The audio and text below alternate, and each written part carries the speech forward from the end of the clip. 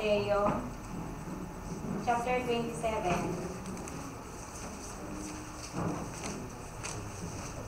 verse 27 to 29.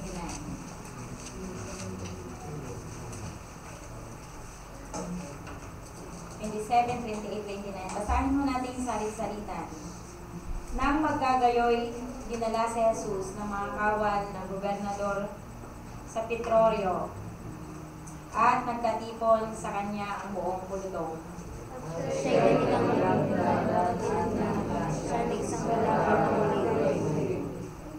At sila ay nangagkamakama ng isang putong na tinig at ipinatong sa kanyang ulo at inilagay sa kanang kamay niya ang isang tambo at sila ay nagsiluhod sa harap niya at siya ay kanilang nilibak na nagsisipagsabi, "Magalak, hari ng mga Hudyo." Tayo dumalangin. Hindi natin kay Sister Paz ang pamuna.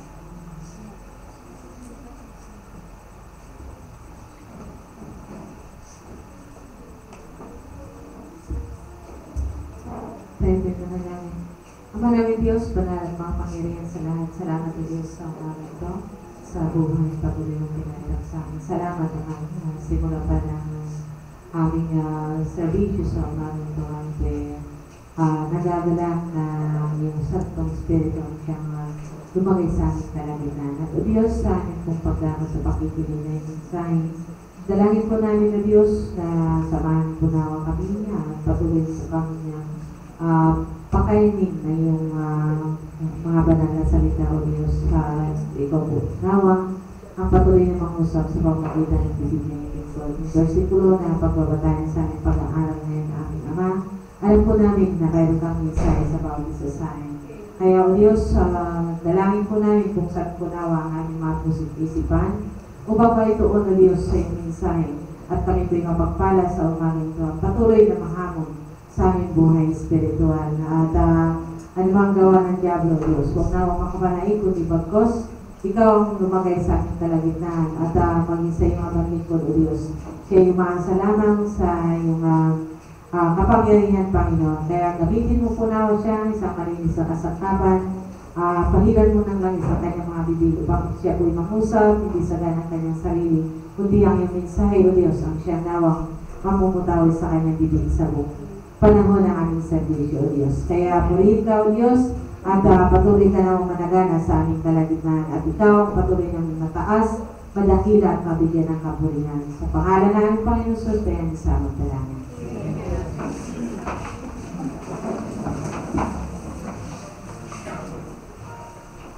Makakarinig po tayo ng tanging awit na ibibigay niyo.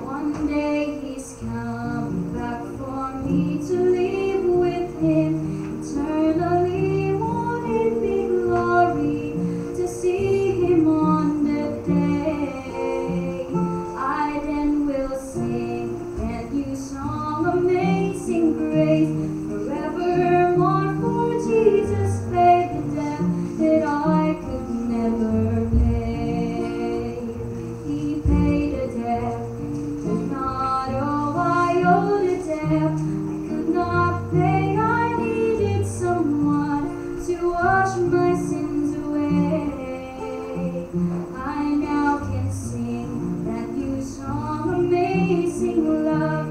All they long for Jesus paid the debt that I could never pay. Yes, Jesus paid the debt that I could never pay.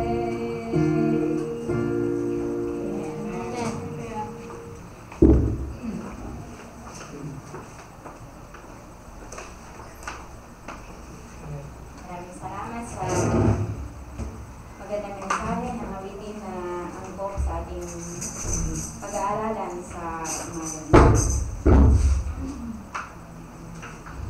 Malapit na po ang ating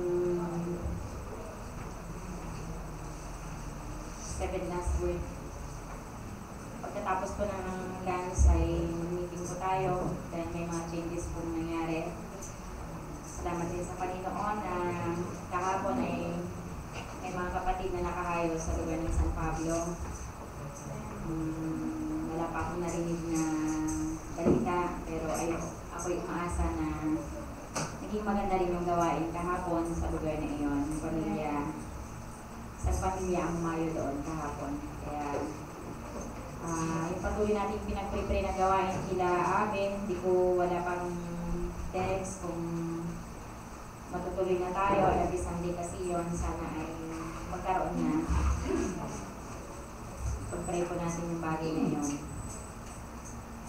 Dito nga po, ang pamagat ng ating pag-aaralan ay The Crown of Thorns. Naka-live ba tayo ngayon?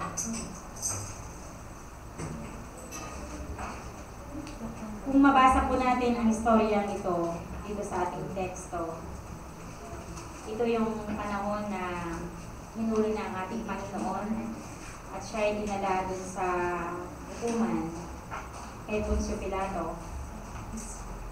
At sa buhay natin, may mga panahon sa ating buhay na gumagawa tayo ng mahalagang desisyon. Dito ba? At sa sitwasyong ito, si Pilato, na nasa kamay niya ang paghatol sa isang hari ng sanglibutan, ay nalagay siya sa isang napaka-maselang pagpapasya sa mga oras na yon, which need immediate decision. Madali ang pagpapasya sa kanyang buhay na nakalagay sa kanyang kamay. Si Jesus ay nahuli ng mga eskriba at mga Fariseyo, isang taong walang kasalanan, malinis. Alam po natin yung bagay na iyon. This sinless Jesus was brought to this court. At alam natin kung gaano suffering, kung paano siya inabuso. The mockery was great sa mga oras na iyon. Kaya nga po, yung torture na kanyang dinanas sa kamay ng mga Roman soldiers, yung pag-abuso sa kanya, ang ginawa sa kanya, hinugdan siya, at meron lang counting mga balabal na naiwan sa kanya. It was degrading, di po ba? Nakakababa ng pagkatao ang ginawa sa ating Panginoon. And they are enjoying. Nag-i-enjoy sila sa kanilang ginawa sa ating Diyos, sa ating Panginoon, ang hari ng mga hari. Si Pilato ay meron siyang power to free Jesus. Meron siyang kapangyarihan na siya ay palayain. Subalit, ang pagpapasyang ginawa niya, mas pinili niya yung kanyang political career than his eternal life. Kaya ang ginawa niya, nagugas siya ng kanyang kamay and put to Jesus in the hands of the people. Ibinigay niya yung hatol sa kanya at ito ang nangyari sa kanya. Yung ating pag-aaralan kung anong ginawa sa ating Panginoon. Sa buhay natin ito, ano yung mga mahalagang desisyon din na ginagawa natin sa ating buhay? Maaaring mga desisyon na yon ay magbigay ng korona sa ating Panginoon, korona ng karangalan, at maaaring koronang tinik para sa ating Diyos, ang manlikha natin. The God of this universe, na kapag nakita natin yung kanyang halaga sa umagang ito, hindi maaaring hindi natin siya paglilingkuran, hindi maaaring hindi natin siya sambahin ng buong puso sa mga oras na to. The decision made by Pilate, ni Pilato, ay maaaring mangyari rin sa atin. O magkakaroon din tayo ng mahalagang desisyon sa ating buhay na at the end, maaaring tayo mag-suffer o maaari rin tayo ay mag-prosper spiritually. What must be the decision? Your decision now. You must decide the same as Him. Sa umagang ito, ang desisyon mo na ikaw ay sumamba sa mga oras na to, ito ay magandang desisyon. Magandang desisyon na ikaw ay sumamba sa ating Diyos. At kung tinanggap mo na siya, isa ring mahalagang desisyon na ginawa mo sa iyong buong buhay. Bakit? Sapagkat sa buhay na to, mayroong mga mahalagang desisyon para sa ating eternal soul, sa ating walang hanggang kaluluwa. You cannot serve God and mammon at the same time. Di natin maaaring paglingkuran ang Diyos at ang sanglibutan sa isang pagkakataon. Kaya nga po dito, sinasabi dito sa Mateo chapter 6 verse 24 na ang mga pagpapasya sa buhay na ito ay mahalaga. At sinasabi rin dito ng ating Panginoon sa atin, sino man hindi makapaglilingkod sa dalawang Panginoon, sapagkat kapupuotan niya ang isa at iibigin ang ikalawa. O kaya ay magtatapat siya sa isa at pawawalang halaga ang ikalawa. Hindi kayo makapaglilingkod sa Diyos at sa kayamanan. Very opposite yung bagay na yon. Very opposite ang mga bagay sa Diyos at ang mga bagay sa mundong ito. Kaya nga po dito, ang kinakailangan nating piliin to please God. To please God, pipiliin mo ba siya na parangalan sa buhay mo ngayon? O ang mundo? Si Pilato, ito yung naging desisyon niya. Bagaman, nangungusap na ang Diyos sa kanya. Sa pamamagitan, maging yung kanyang asawa, nangusap ang Holy Spirit sa kanya. At kinakausap siya. Magandang influensya sana yung kanyang asawa sa mga oras na iyon. Alam niyo, mga asawang babae, maaaring sila yung rise and fall of man. The woman may be the rise and fall of man. Pwedeng maging pag-angat ng isang lalaki o maging downfall ng isang lalaki ang asawang babae. Kaya mag-ingat tayo sa mga bagay na yun. Kung anong binubulong ng ating mga asawa. Ano ba yung mga binubulong natin sa ating mga asawa? Sila ba ay nahahamon natin na magpatuloy sa ating Panginoon? Maaaring hindi, kasi wala pa nag-amen. Mas maigitin naman na hindi tayo nag-amen kung hindi nga natin sila na-encourage. Na-encourage ba natin sila, mga minamahal? Na magpatuloy sa ating Panginoon? Na maglingkod sa ating Diyos? Na magtapat sa ating Panginoon sa mga oras na to? Yung asawa ni Pilato, sinabi niya, ipinakita sa akin sa gabi ito ng taong ito'y walang sala. Maganda ko minsan yung mga asawang lalaki, nakikinig din sila na mayroong angel sa kanilang tabi. Angel ba tayo? Sana angel tayo, mga kasama.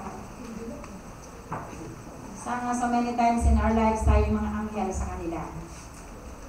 Na kapag tayo bumubulong sa kanila, ay lumalakas ang kanilang kalooban. Sila'y magpatuloy.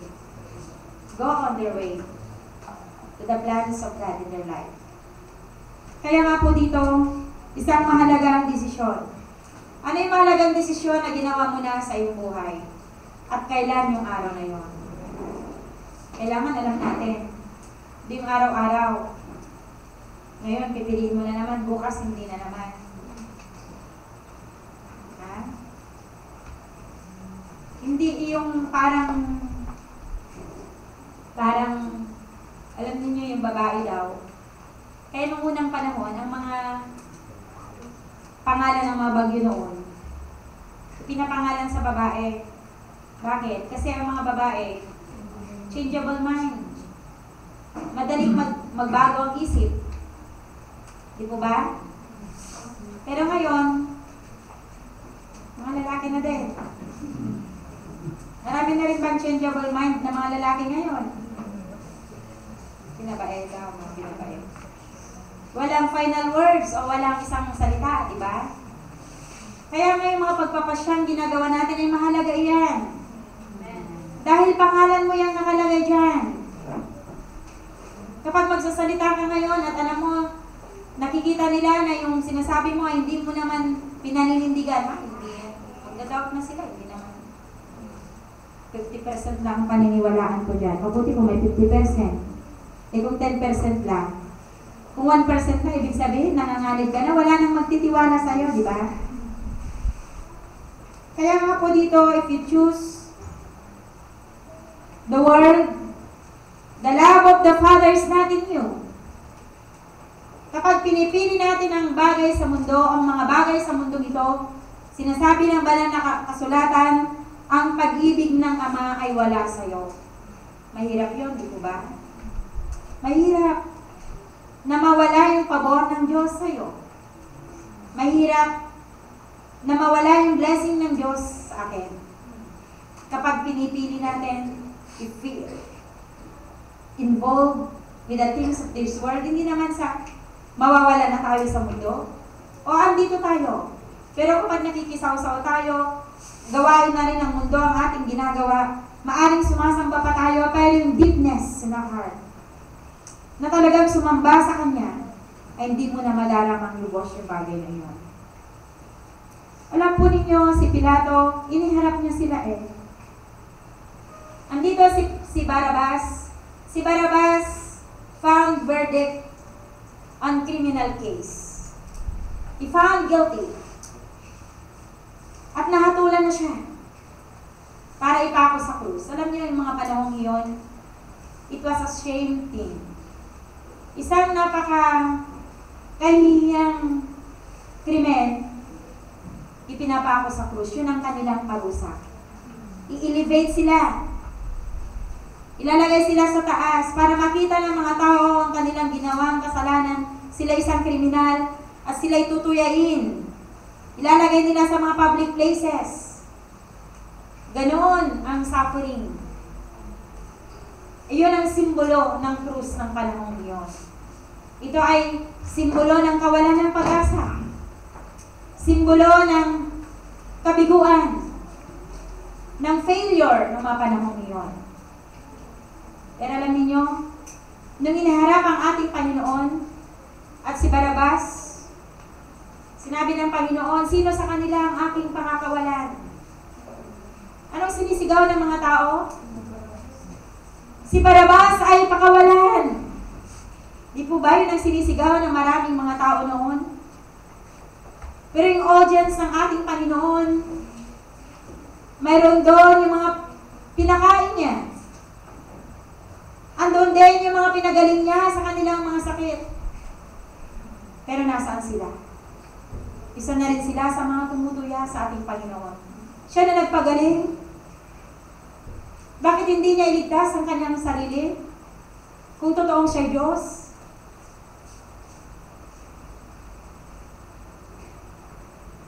Kaya ganoon ang maraming mga tao. Pagdating sa pangalan ng ating Panginoon, para bagang kahihiyan sa kanila.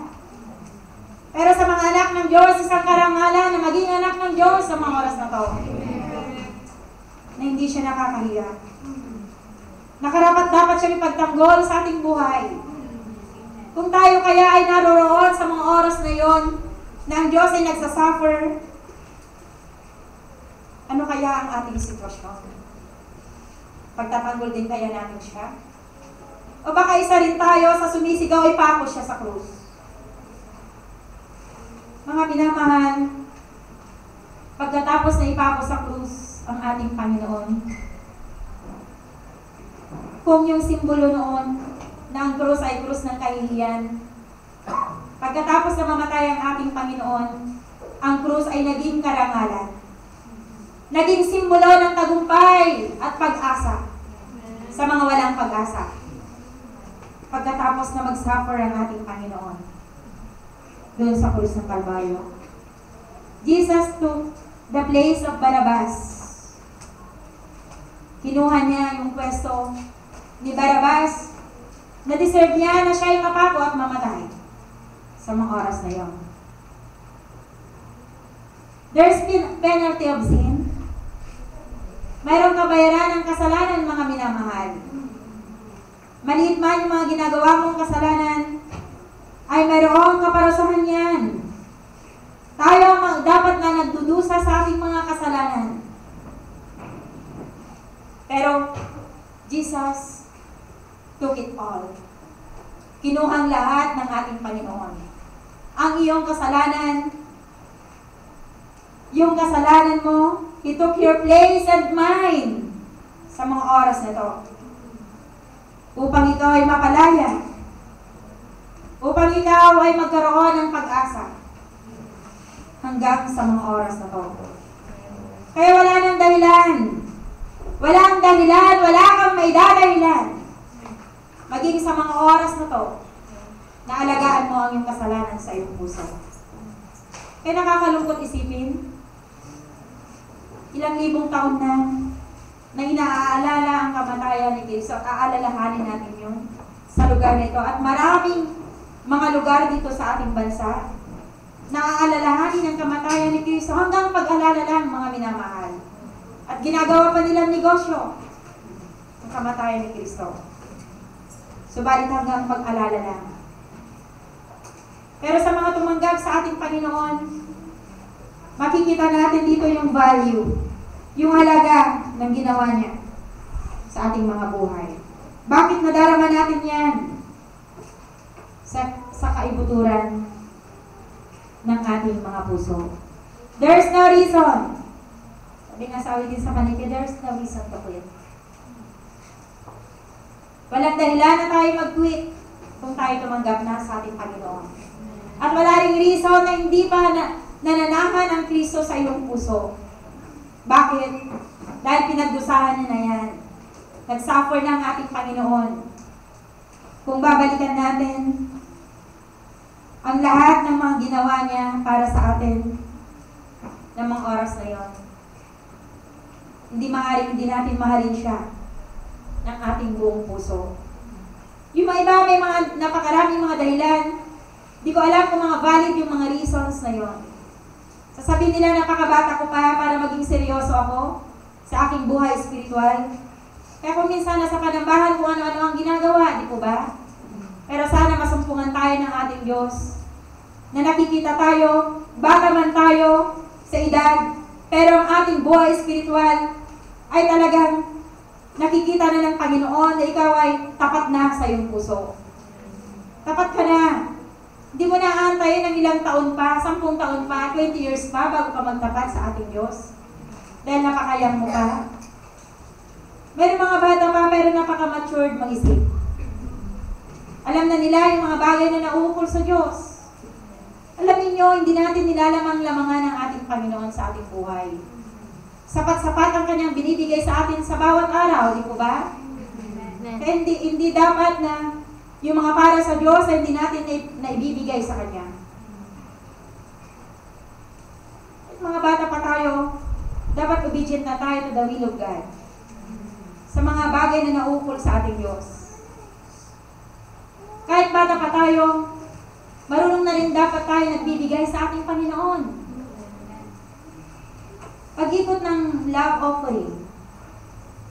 Ilan ba sa mga bata ang kahit man lang piso? Natututo na ba tayong magbigay sa gawain ng ating Panginoon? Kapag bata ka pa, alam mo na, marunong ka nang magbigay, hindi ka nang tanggap ng tanggap. Katatandaan mo yan, tatanda ka, marunong ka. Na anuman yung tinatanggap mo na biyaya mula sa Diyos, ay laging mayroong bahagi ang Diyos sa mga bagay na yun. Minsan nakakalungkot. Inoobserbahan ko. Hindi natin iniaaral na to para makinabang yung mga ngaral, mga pastor, no. Tayo ang makikinabang kapag tayo nagkakalob sa Diyos. Amen. Nakikita niyo ba yun? Tayo ang nakikinabang. It is blessed to give. It is more blessed to give. Eh kung napakarami nating pang-load, tapos hindi man tayo marunong magbigay sa Panginoon, tapos i-reason out ka na, hindi ako makapunta kasi wala akong pamasahe. Nakakalungkot yung bagay na yun. Kaya bata pa tayo natututo na. Yung mga anak natin, pagdating ng linggo, na-educate natin sila. Alam niyo, hindi tayo sekta ng reliyon. Sa mga sekta ng reliyon, tuwing service nila, may mga sobre sila. They are required. But we are not required, mga minamahal. Hindi tayo required. Pero kung anong laman ng iyong puso, kung ang iyong puso ay puspos ng pag-ibig, malinis ang iyong puso, hindi maaaring hindi ka magbigay para sa ating Panginoon. Iba yung kaloob, iba yung ikapo, mga kapatid. Yung ikapo, yung tinatanggap natin, yung 10 bahagi yan, hindi sa atin yan. Hindi pinamamalengke yan, hindi pinang-shopping yan. Hindi pinambibili ng sarili nating gamit yan. Ito ay para sa Diyos talaga yan. Eh pag hindi mo binigay yun, sinasabi sa Malakay, pag nanakaw yan. Ninanakawan mo ang Diyos. Kung gusto nyo makita yung verse na yan, isahin ko natin. Malakay chapter 8.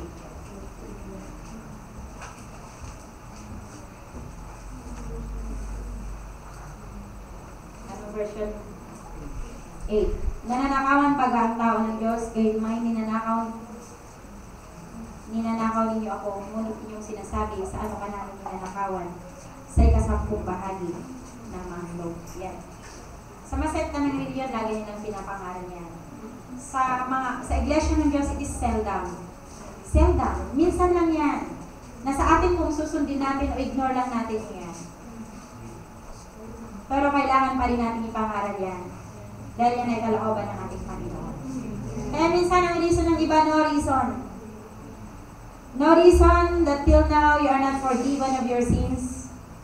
Walang dahilan. Bakit? Dahil libo-libong taon nang namatay ang ating Panginoon sa krus ng Kalbaryo. At sino mang lalapit sa Kanya, makasalanan man, sobrang makasalanan, malaki man ang iyong kasalanan, maliit man ang iyong kasalanan, dalawang kamay Kanyang tatanggapin. Kapag ika'y lalapit sa Kanya ng buong puso, hindi Kanya i-reject. Kung sa tao ko minsan nakakaranas tayo ng rejection, maring sa mga taong minamahal natin, masakit yung bagay na yun, ikaw na-reject, di ba? Kahit lang pag meron kang project, ang tagal-tagal mong ginawa yung project mo, tinulungan ka pa ng mami at daddy mo. Tapos pagdating dun ini-expect mo na makakuha ka ng mataas, yung pala, hindi man papansin, 75 na yun, ulitin mo. Parang ang sakit, di ba? Reject, biro mo, pinagpuyatan mo ng ilang araw. Naranasan ko yun, grade 4 yung anak ko eh. Dalawa kami ng tatay niya, pinagpuyatan namin yung drawing ngayon. Feeling namin, ang ganda-ganda. Ganda na kasi pinagtulungan namin, perfect combination. Tapos, dinala niya, kinabukasan. Pumunta pa ako sa room, akala ko, babatiin yung ginawa namin. Yung pala, sisiw lang. Hindi ko, akala ko, tagal kong nakalimutan yun ah. Akala ko, ganda-ganda na yung pala, ang makukuha lang niya ay mag-grade ko na niya. 10? Pero yung iba 100. Masakit ang ma-reject. Pero nga akong eskwela eh. Iyak nang iyak. Tapos bakit siya umiiyak? Sabi ko kasi ingay-ingay. Iyakin naman talaga yung bata ngayon, si Raven. Konting bagay lang talagang umiiyak. Lumuluha pa talaga ang pula-pula ng mukha at saka ilong. Namumula siya pag iyak nang iyak. Talagang iyakin daw. Sabi ko ba sa nanay niya, saan mo ba ito pinaglihi? Sabi ko konting bagay lang talagang umiiyak. Kapag titignan mo siya, mapapaiyak ka. Ba't siya umiiyak? Kasi po, teacher, hindi po tinatanggap ni Maricar yung sorry niya. Hindi daw tinatanggap yung sorry niya. Kasi nagsusorry na siya. Dahil may kasalanan siya. Nagsusorry na, hindi pa rin tinatanggap. Bakit mo naman tinatanggap yung sorry niya? Nagsusorry na nga. Sige, tanggapin mo. Dito kayo sa harap. Mag-shake hands kayo. Kapag parehong babae, pinag-aakap po silang dalawa. Kapag naman kayo, pati na kayo. Shake hands na lang. Shake hands na lang. Tapos ganun pa silang dalawa eh. Ayaw magtingnan. Hindi kayo upo hanggat hindi kayo nagtitinginan. Tingin kayong dalawa. Sabihin ko, pati na tayong dalawa. Pati na tayo. Kaya ganun ang gagawin ng Panginoon sa atin, di po ba? Pinagbati tayo. Nakipag-peace tayo sa ating Panginoon. At yung acceptance ng Panginoon ay nadama natin, di po ba? Ganun na lamang yung kagalakan natin na tinanggap ng Diyos yung ating paglapit sa Kanya sa pagsisisi. Kaya nga dito, mga minamahal, hindi natin sasabihin ang bata ko ba para ako'y maglingkod ang lubusan sa ating Diyos. Si Josias, alam niyo nung naging hari siya ng Israel, ilang taon po ba siya noon? 10 or 12? Alam niyo sa bulang niyang yun, tinawag niya yung mga taong, ano bang tawag sa mga taong yun? Yung priest ba yung ngayon? Or ano, may mga katungkulan? Na naging katungkulan pa ng mga ninuno? Tinawag niya, pinahanap niya yung banal na kasulatan. Nung tinawag siya, pinabasa niya yung, binasa sa kanya yung banal na kasulatan at binasa niya sa bayan. Di po ba nung ginawa ng bayan? They are weeping. Umiiyak sila, tumatangis sila sa kanilang makasalanan. Bakit naririnig nila yung salita ng Diyos? Ganun nila in-accept yung salita ng ating Panginoon. Nagkaroon sila ng mababang kalooban para i-accept yung salita ng ating Panginoon. Kaya hindi natin masasabi ang bata ko pa para maintindihan kong lubusan yung lubusang paglilingkod. Salamat sa Panginoon, mayroong bata pa naririto, naglilingkod na, nagpapagamit na sa ating Panginoon. Amen? Amen ba mga kabataan? Kaya kapag kayo aawit sa Panginoon, yun na ba talaga yung boses nyo? Wala na bang inilalakas yun? I will sing praises to the Lord, tapos ang ikaw na nakakarinig. Praise ye the Lord, hallelujah. Mga minamahal, deserve ng Diyos ang lahat ng ating mga ginagawa sa Kanya. Yes. Yung mga ating papurit, pagsamba sa ating Panginoon, dapat ina-accept na niya, naging acceptable sa harapan ng Diyos. Yung mga papuri natin, yun na ba yung the best na boses natin? Nagbubulong lang tayo, yung harap lang nakakarinig. Baka yun na yung last na pag-awit natin. Kapag mayroon na tayong mga chances na binibigay ng Diyos sa atin to minister, to serve God, gawin na natin ito ng buong puso. Hindi masabi lang na nakatayo tayo, mga minamahal. Meron nga isang kabataan at ako'y nahamon o na-bless sa kanya. Nung sinabihan ko one time na siya yung mangaral, sinabi niya, meron siyang sinabi at hindi niya in-accept yung obligation na yun. After all, nakundik siya. Nakundik siya sa kanyang puso. Na bakit hindi niya in-accept yung pribilehiyo na siya'y magamit ng ating Diyos.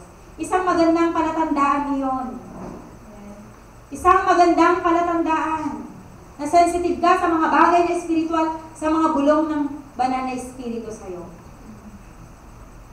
Kasi ako minsan, nararamdaman ko rin yun, yung nalulungkot ako kapag talagang meron akong sinabihan na pwede ka bang mangaral ngayon, o mamayang gabi, or what, sa linggo or sa Webes. Kapag sinabing hindi ako nakaprepare, parang yung puso ko talagang nasusugatan kapag yun ang reason hindi nakaprepare, o talagang ilang oras na lang yung preparation na yun. Alam niyo, hindi ko pinagmamalag ito ng mga kabataan kami. Kapag kami pupunta sa isang gawain, hindi naman kami talaga sinasabihan ni Pastor na mag-prepare ka, doon mangangaral ka. Pagdating na lang doon, instantly. Kaya ang ginagawa na, maaaring mangyari yung bagay na yun. Kaya natututong maggawa ng mga sermon outline. Na anytime, kahit na panagip butas ka lang, bigla kang tawagin, here I am, Lord. I am ready. Your will be done in my life. Di po ba? Bahala na ang Diyos. Hindi naman super ganda yung i-expect ng Diyos sa'yo dahil instant yung pagtawag niya sa'yo eh. Pero kung ginawa mo iyon ng buong puso, Panginoon, alam mo naman yung naging sitwasyon, pero kung gagamitin mo ako, may papahatid pa rin ang iyong mensahe. May papahatid pa rin ang iyong mensahe.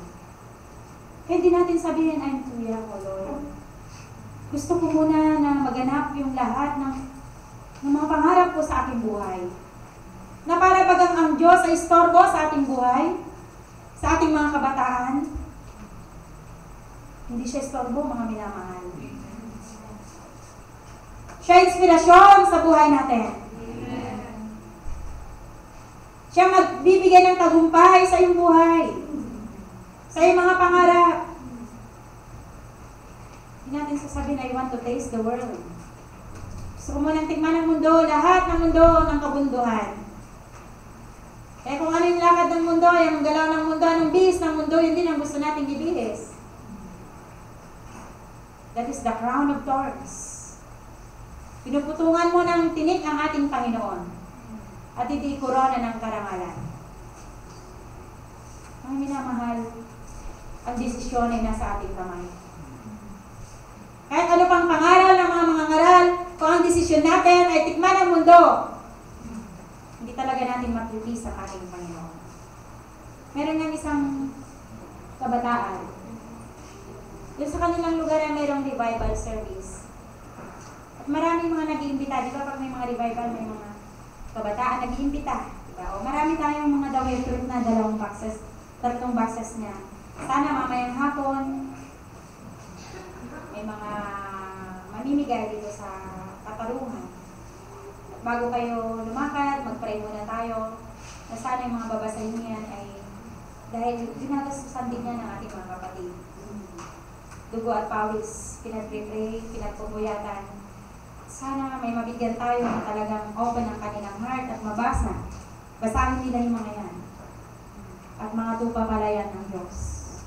Yun ang ating positibong kaisipan. Di po ba? Kaya yung isang kabataan, inimbitahan sila, 2 silang magkaibigan.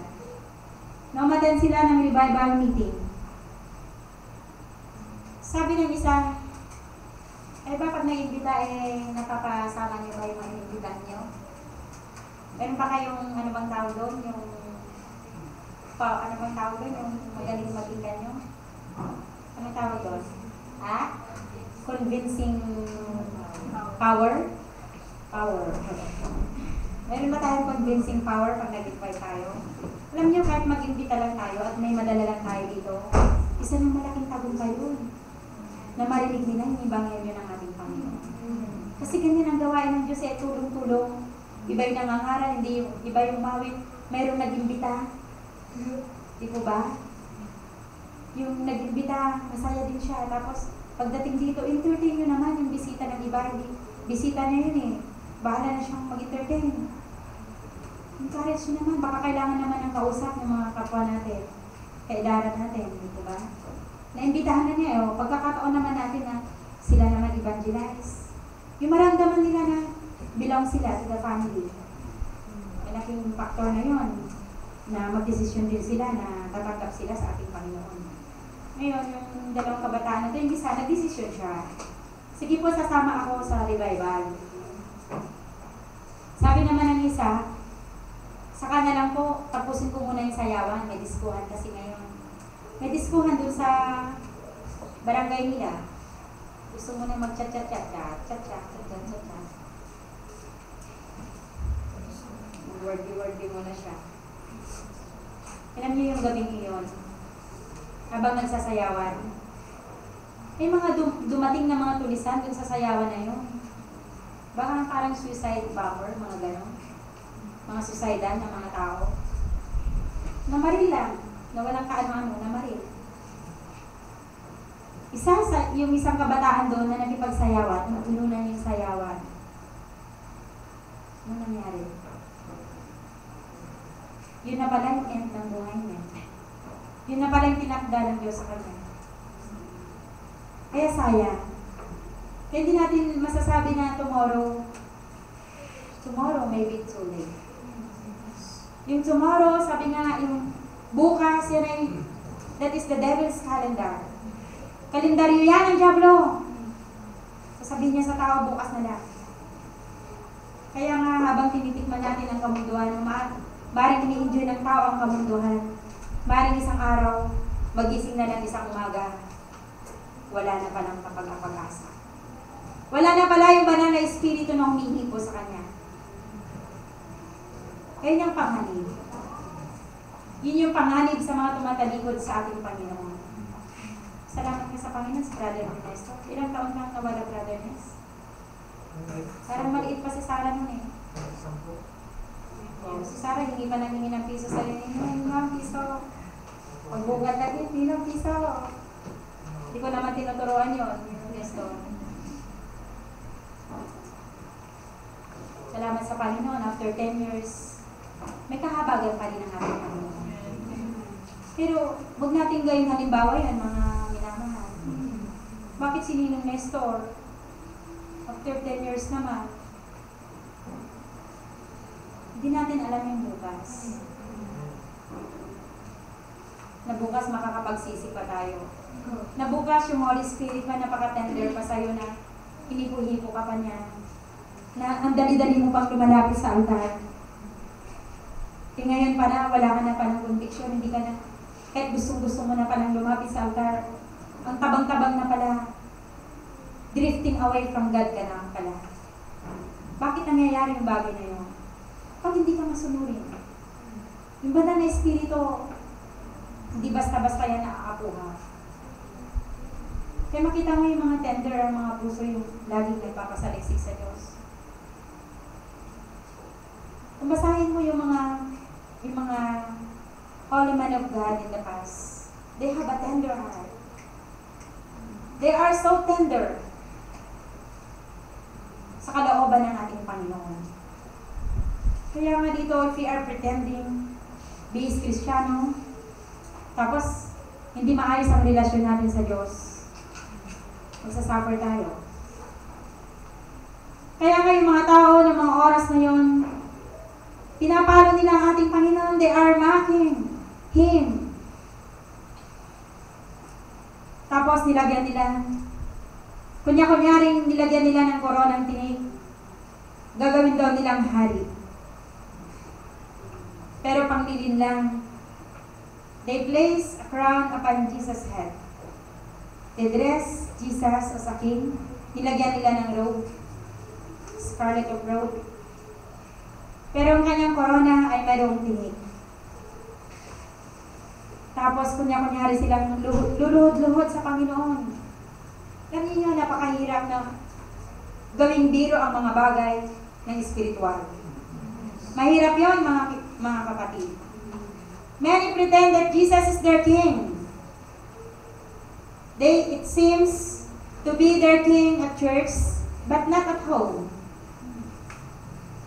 Pero hindi sa bahay, sa church lang. Kaya nga dito, ang pagiging Kristiyano natin, hindi lang sa oras ng araw ng linggo, sa ating mga tahanan.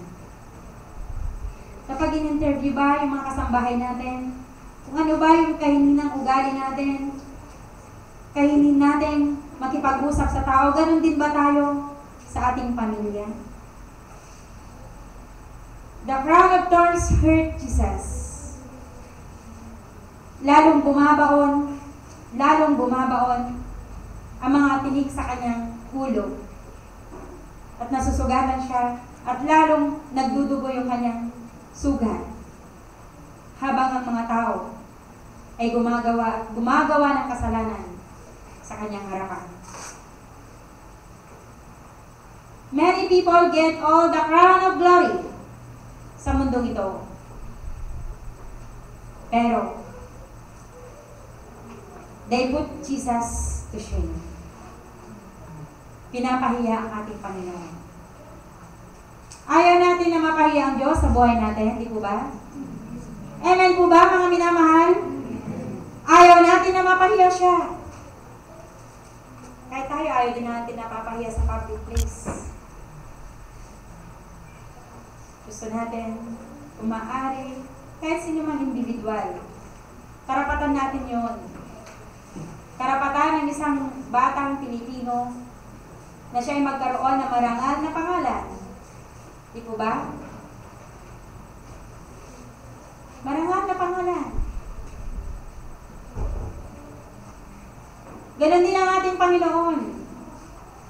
Kapag tinatawag natin ang pangalan ng ating Panginoon, tayo isang Kristiyano, karapatan ng ating Diyos na siya ay ating maparangalan sa ating buhay.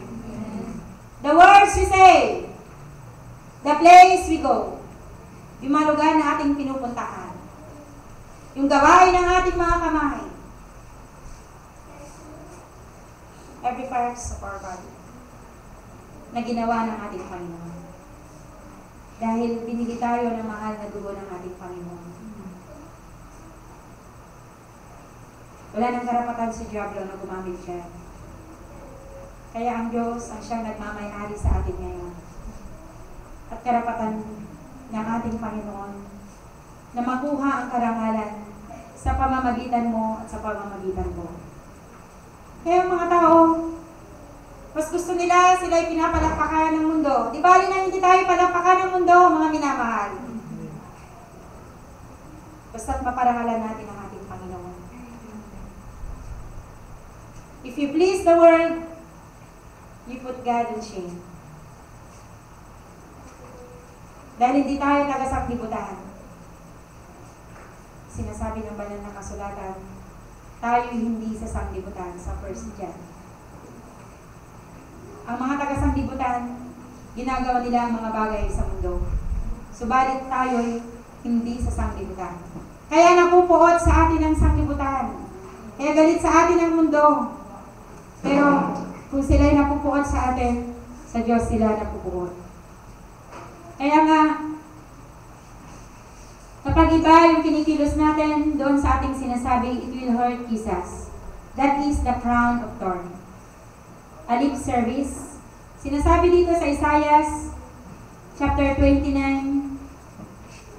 verse 13.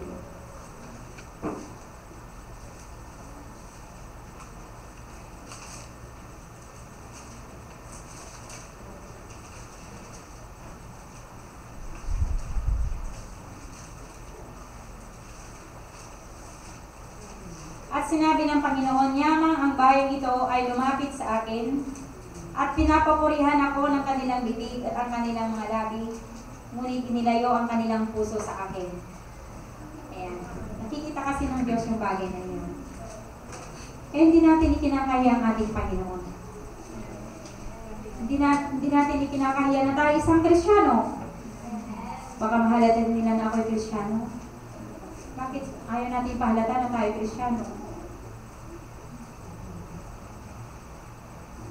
Kristiyano lamang, banal na pangalan, na ba yung awitin yun? Banal na pangalan, Kristiyano lamang, sabi. Tatahan sa langit magpakailanman. Ayaw natin yung langit. Marami sa araw na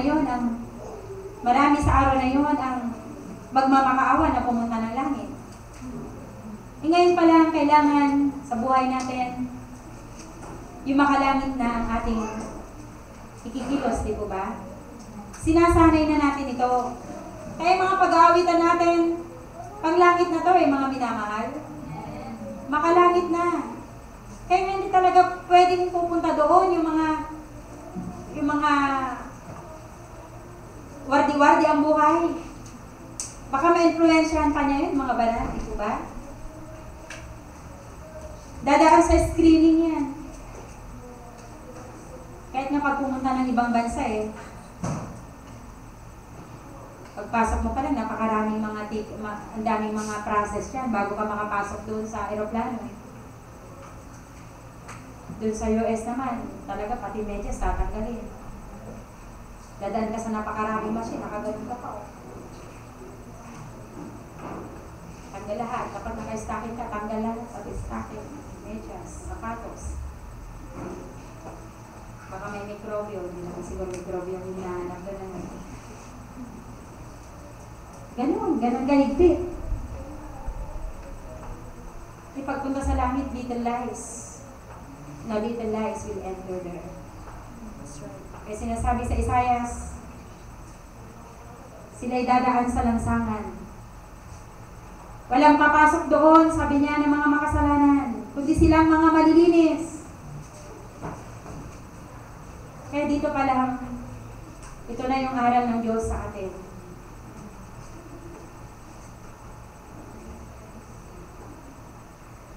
Yung mga nagbigay ng karangalan sa ating Panginoon. Yung mga nagbibigay ng karangalan sa Kanya. Yung hindi nagmamakahiya sa Kanya, Kanyang tatanggapin. Ay, kinakaya natin ngayon, tapos bigla na gusto natin siya makita sa langit. Hindi ito, kinakaya natin siya. Hindi dapat ikinakahiya ang ating Panginoon. Kailangan ikarangal natin na tayo isang anak ng Diyos. Sa paaralan, sa trabaho, sa mga kakilala natin, o baka nalingid pa sa kaalaman nila na tayo isang Kristiyano.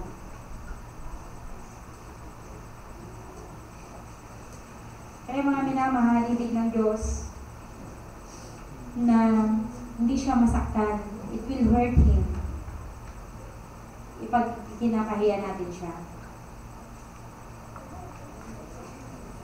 Hindi rin biruan ang pagiging Kristiyano. Hindi biro-biro lang din ito. Naglalapitan sila, kaya ka din lumalapit.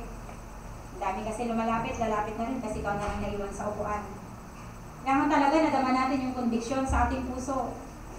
At alam natin kung kailan talaga tayo lumapit sa ating Diyos nung tayo nagsisi.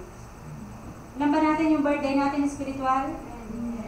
Yung mga iba nga, yun ang siniselebrate nila Hindi na yung kapanganakan nila physically Meron isang kabataan na sa Panginoon, nung naligtas siya mula sa kasalanan, mag-birthday siya, mag-delivery siya sa amin. Birthday mo, bakit yan? Hindi, birthday ko yan. Sa Panginoon. Pinahalagahan mo sa iyo. Dapat lang naman napahalagahan yun, di ko ba? Naalala natin yung kailan tayo lumapit sa ating Panginoon. Kaya nga dito, hindi biro-biro ang pagiging Kristiyano. Kaya, kung mararamdaman natin yung paghipo ng banal na Espiritu, direct to God. Diba? Dumiretso tayo sa ating Panginoon. Hindi tayo madidistract sa ating mga katabi. Maaring katabi mo pangising-ngisi. Huwag kang padistract. Alam niyo yung mga karanasan ng mga lumalapit sa Panginoon. Kaya sabi sa awitin ni Fanny Crosby, sang libutay, lilimutin. Diba? Kalimutan mo ang lahat. Upang ikay makalapit sa ating Panginoon. Huwag tayong padidistract sa mundo. Upang mabuo, maging sincere, maging tapat yung ating paglapit sa Diyos. We must be sensitive with the dealing of the Holy Spirit in our life. Kaya nga po, tulungan mo ako, Panginoon, na gawin ko itong bagay na to. Di ko ba? Maganda yun. Gawin natin hari ng ang Diyos sa ating mga buhay. Yung mga tao noon, pinupuri nila siya kunyari, pero pawang pagbibiro lang yung kanilang ginagawa. They praised Jesus but did not mean what they said. Parang wala lang sa kanila. Many say things about Jesus, but they do them not. Maring na-explain ang tungkol sa marami, patungkol sa Panginoon. Pero pag hindi ginagawa yung bagay na yun, ginaganap sa buhay, wala rin kwenta. Many commitments are never carried out. Many testimonies don't ring true. Mga patotoo. Kaya maganda yung patotoo. Kalakasan natin yun. Eh kapag nagpapatotoo tayo, lagi natin iniisip ano na nga ba yung patotoo ko? Ano na nga ba yung mga commitment ko sa Panginoon na nabitawan ko ng promises sa Kanya? Dahil sinasabi ng ating Panginoon, mabuti pa na huwag ikay mangako, na ikay nangangako na hindi mo tinutupad ang iyong mga sinasabi, ang iyong mga pangako. Kaya napakaganda na tayo nagpapatotoo, di ko ba? Maganda yun. Pastor na lagi nang in-encourage sa magpatotoo kayo. Kasi kapag nagpapatotoo tayo, lalo tayong lumalakas sa ating Panginoon. Dahil kung minsan sa mga patotoo natin, nakakapagbitaw tayo din ng mga promises natin.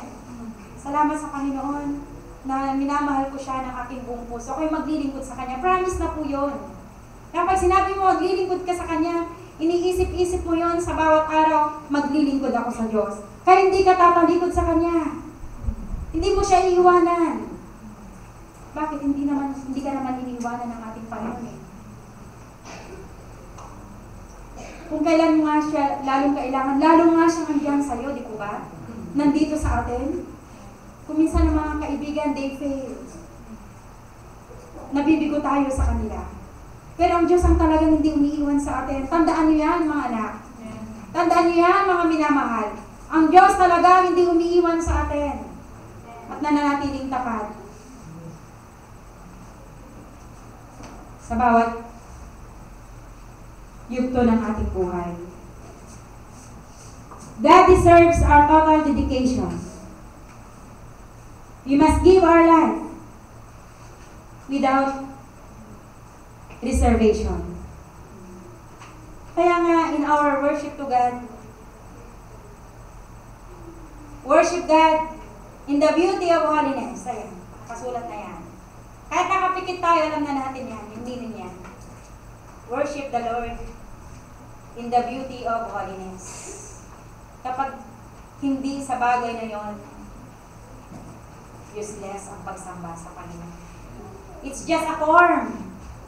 Forma lang ang pagsamba sa Panginoon.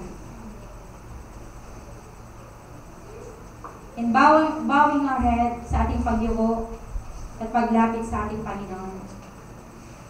Jesus deserves our worship that comes from our heart. Mga minamahal sa umaga nito, ako'y naniniwala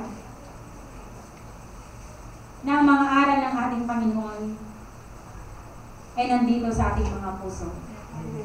Kaya tayo naririto sa umaga ito.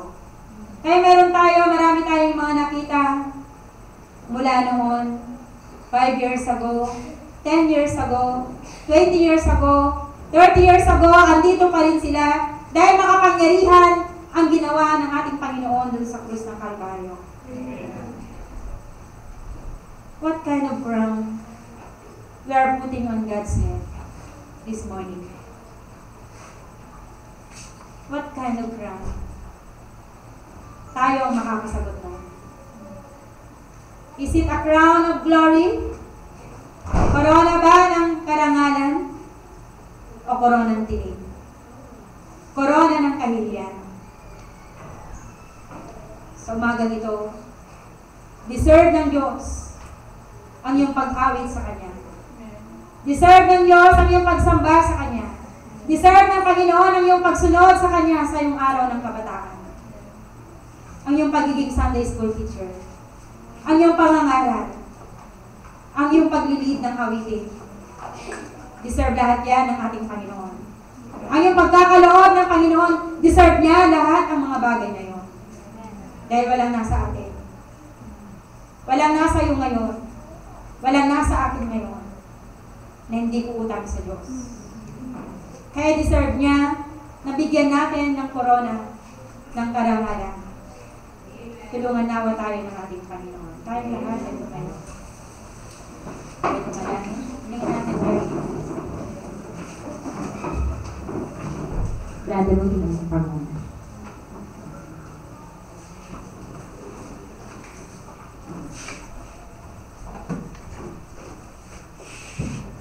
Ang Diyos na pangalaman sa lahat, salamat po Ama sa magandang mensahe na itong pinagkalaw sa amin na pinapakita ang paano kayo nagpakasakit Ama para sa amin at sa aming buhay nito Amang Diyos kung paano namin binibigay ito sa inyo Ama. Ang koronang pinig Ama aming binibigay kung ano ito sakit isipin naman Diyos at yung pinangalan. Salamat Diyos, pati mo po ang kalagayan ng bawat isa amin sa mga oras na ito. Tulungan mo po kami makita ang aming ginagawa at paglilingkod sa inyo. Ang aming mga pagsamba, ang aming lahat na ginagawa Panginoon sa inyong nakitang halaga na hindi po nalululog sa inyo. Salamat Diyos, salamat po sa inyong paalala, sa inyong patuloy na pangungusap sa bawat isa sa amin kung ano yung nararapat namin gagawin sa inyong nakitang halaga. Diyos, salamat po sa inyong pagmamahal, sa inyong pag-ibig. Kita namin ang inyong paghihirap, Ama. Gumawa ng parang para sa amin ng Diyos. Ang aming matubos na sa kasalanan, sa nagpapahirap sa buhay ng isang tao. Kaya tulungan mo po ang bawat isa amin na sa mga oras na ito. Sino ang iyong pangangailangan, iyong po kayong pagmawagan. Kayo po ang patuloy na kumilos, ang patuloy na magbigay ng pagkakataon para sa amin. Lumapit sa inyo, talang namin, yun ang mabuti para sa amin. Yung kami lumapit sa inyo. Salamat Diyos, salamat po sa inyong pagkilos, sa mga kalagitnaan, sa inyong mensahe, sa inyong ginamit ang mga sa mga ito. At dinamit po yung nararapat sa ating Panginoon sa mga. Salamat Diyos, pinututuloy ko naman kayo, pinakasalamatan sa ngalan ng aming Panginoon.